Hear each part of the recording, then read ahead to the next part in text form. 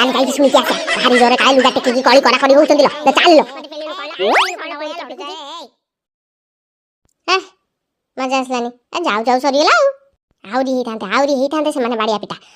ତ ଆମେ ଗଲା ବେଳକୁ ସେ ତାଙ୍କର ଛଡ଼ା ଛଡ଼ି ଲଗେଇ ଦେଇ ସାରିଲାଣି ଗାଁ ଲୋକମାନେ ଏ ଗାଁ ଲୋକମାନେ କ'ଣ କମ କି କମ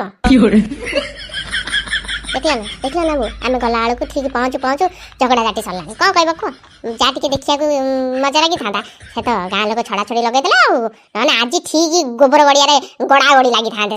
ଦୁଇ ଜଣ ଯାକ ହଁ ବାଲ ଦେଖିଲୁନି ନା ସେ ନରିଆ ମା କେମିତି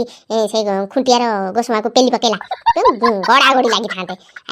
ଗାଁ ଲୋକ ଭାରି ଜଣେ ସହିପାରୁନାହାନ୍ତି ସେମାନେ ଦେଖୁଥିବେ ଠିଆ ହେଇକି ଠିକ୍ ଆମେ ଗଲା ବେଳକୁ ଦେଖିଲ ନା କେମିତି ଛଡ଼ା ଛଡ଼ି ଲଗେଇଦେଲା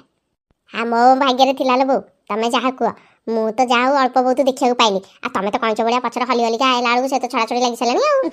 ଆଉ ଛାଡ଼ କେତେ କଳି ଦେଖିବାକୁ ମିଳିବ ଏଇ ଗୋଟେ କଥା ଯା ତୁ ରୋଷେଇ କରିବି ଚାଲ ଭୋକ ଲାଗିଲାଣି ଖାଇବା ପୁଣି ଆଲୋ ତମ ଖାଇବା କଥା ମନେ ପଡ଼ିଲା ଆଲୋ ମୁଁ ଭାତ ବସେଇ ଦେଇକି ଯାଇଥିଲି ଲୋ ପୋଡ଼ି ଯିବଣି ଲୋ ମୁଁ ଯାଏ